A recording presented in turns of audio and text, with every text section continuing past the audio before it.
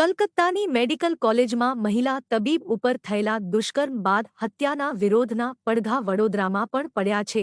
દુષ્કર્મ અને હત્યાના વિરોધમાં દેશમાં ગુસ્સો છે, આક્રોશ છે।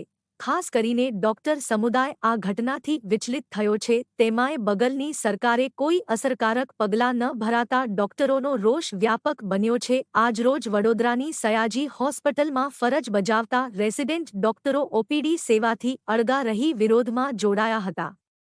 રેસિડેન્ટ ડોક્ટરોએ વિરોધ રેલી સાથે નરાધમોને ફાંસીની સજા કરવામાં આવે તેવી માંગ કરી હતી। વેસ્ટ બેંગલની આરજીકર મેડિકલ કોલેજમાં જે પીડિતા સાથે રેપ અને મર્ડરની ઘટના બની, ઘટના બાદ એના સગાને 3 કલાક સુધી અંધારામાં રાખવામાં આવ્યા।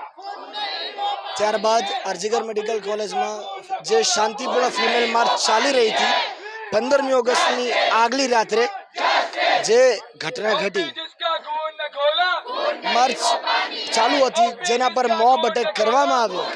એ ઘટનાના વિરોધમાં હાલ આખા ગુજરાતમાં સરકારી મેડિકલ કોલેજો, જીમર્સ કોલેજો, ખાનગી કોલેજો ઓલ ગુજરાત જેડીએ અને બરોડા જેડીએ દ્વારા ઇલેક્ટિવ સેવાઓ ચાલુ રાખી, ઇલેક્ટિવ સેવાઓ બંધ કરી અને ઇમરજન્સી સર્વિસ ચાલુ રાખવાનો નિર્ણય લીધો છે અને પીડિતાના પરિવારને ન્યાય મળે તેના પ્રયત્નો છે।